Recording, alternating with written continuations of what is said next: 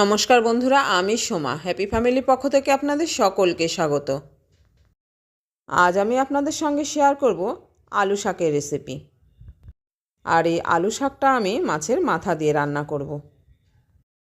এই যে বন্ধুরা, আমি এখন চলে এসেছি মাঠে আলুর জমিতে আলু শাক তুলতে।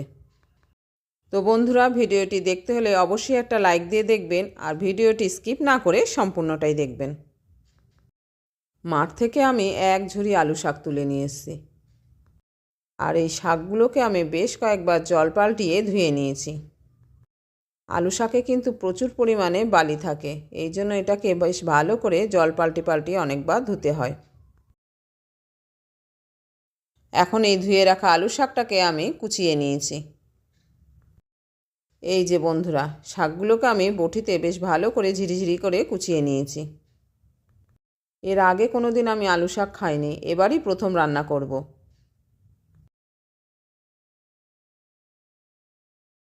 এখন ওভেনে কড়াই বসিয়ে দিয়েছি আর কড়াই গরম করে দিয়ে দিলাম পরিমাণ মতো সর্ষের তেল।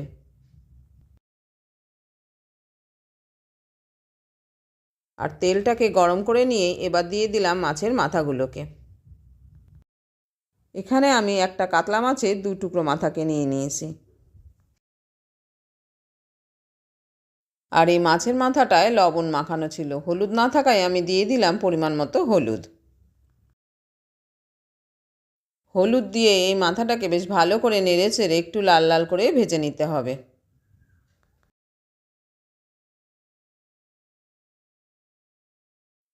এখন আমার এই মাছের মাথাটা ভাজা হয়ে গেছে, এটাকে এখন আমি একটা অন্য পাত্রে তুলে নিলাম।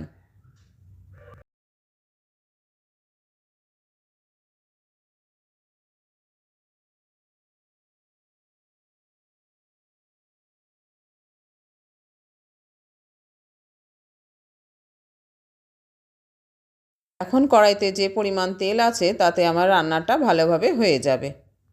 এখানে আমি আর আলাদাভাবে তেল দিলাম না। এই তেলের মধ্যে এখন আমি দিয়ে দিলাম 2 টুকরো শুকনো লঙ্কা ও কিছুটা কালো জিরে। এগুলোকে একটু নেড়েচেড়ে নিলাম। এদিকে ঝাল অনুযায়ী 2-3টে কাঁচা লঙ্কাকে আমি হামালদিস্তায় থেতো করে নিলাম। এখন এই থেতো করা লঙ্কাটাকেও কড়াইয়ের মধ্যে দিয়ে দিলাম।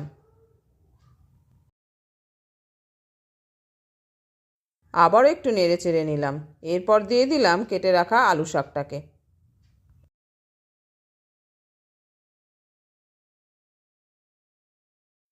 এই যে বন্ধুরা, এখন আমি আলু শাকটাকে এর মধ্যে দিয়ে দিলাম।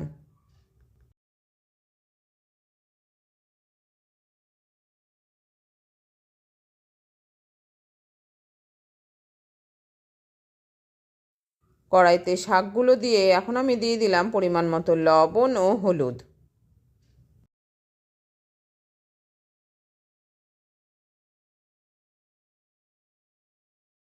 এবার শাকগুলোকে বেশ ভালো করে নেড়েচেড়ে নিয়ে কড়াইয়ের ঢাকা আটকে দেবো 10 মিনিটের জন্য।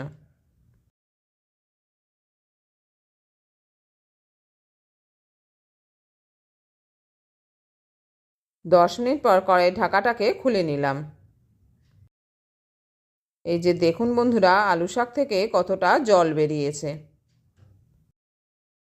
শাকগুলোকে আবার একটু উল্টে পাল্টে নেড়েচেড়ে দিয়ে আবারও কড়াইয়ের ঢাকনাটাকে আটকে দেবো 5 মিনিটের জন্য। শাক থেকে যে জল বেরিয়েছে তাতেই সিদ্ধ হয়ে যাবে শাকটা। এখন আমি আবারও 5 মিনিটের জন্য কড়াইয়ের ঢাকা চাপা দিয়ে দিলাম। আর পাশের ওভেনে বসিয়ে দিলাম একটা তড়কা প্যান। এটাতে কিছুটা গোটা জিরে শুকনো খোলায় টেলে নিলাম। এদিকে 5 মিনিট পর আবার কড়াইয়ের ঢাকাটাকে খুলে নিলাম। শাক থেকে যে জল বেরিয়েছিল সেটা অনেকটাই শুকিয়ে গিয়েছে। এর মধ্যে এখন আমি দিয়ে দিলাম ভেজে রাখা মাছের মাথা দুটোকে। মাছের মাথা দুটো শাকের মধ্যে দিয়ে খুন্তি দিয়ে বেশ ভালো করে ভেঙে চেড়ে এটাকে শাকের সাথে মিশিয়ে দিতে হবে। আর তাহলে শাকটা খেতে খুব টেস্টি হবে।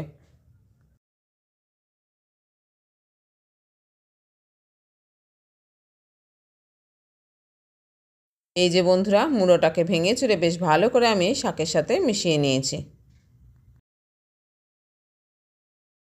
এবার আমি দিয়ে দিলাম গ্রেট করা এক টুকরো আদা। আর এই আদার টুকরোটা দেওয়ার কারণে শাকের টেস্ট ও সেন্ট দুটোই বেড়ে যাবে। আদা দিয়ে আমি বেশ ভালো করে আবারও একটু নেড়েচেড়ে দিলাম। এখন আমি কড়াইটাকে আবারও 5 মিনিটের জন্য ঢাকা চাপা দিয়ে দিলাম।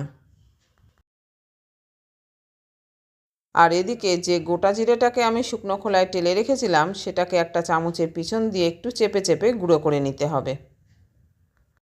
এটাকে কিন্তু পুরো গুঁড়ো করব না, আর এই কারণে এটা চামচ দিয়ে একটু চেপে গুঁড়ো করে নিচ্ছি যাতে একটু দানা দানা থাকে।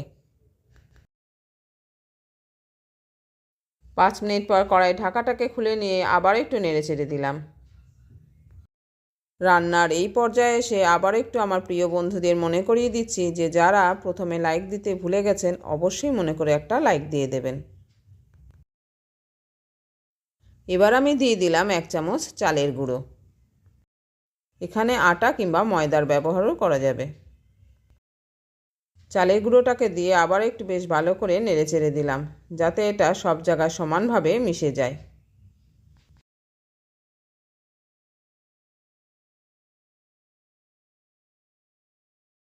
এবার লবণটাকে চেক করে নিয়ে এখন আমি দিয়ে দেবো খুব সামান্য পরিমাণে কয়েক দানা চিনি।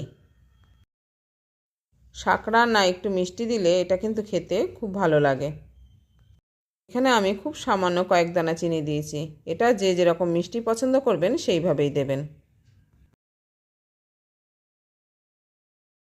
এবার আমি দিয়ে দিলাম ভেজে রাখা জিরে গুঁড়োটাকে। এই যে বন্ধুরা, আমি ভেজে রাখা জিরে গুঁড়োটাকে এবার এর মধ্যে উপর দিয়ে ছড়িয়ে দিলাম।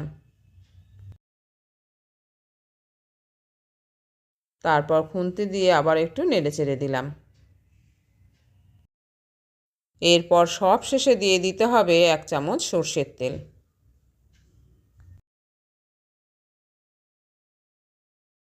এই সর্ষের তেলটাকে দিয়ে আমি আর এটাকে নাড়াচাড়া করব না। এখন আমি কড়াইটাকে ঢেকে দেবো 2 মিনিটের জন্য, আর গ্যাস ওভেনটাকে অফ করে দেব।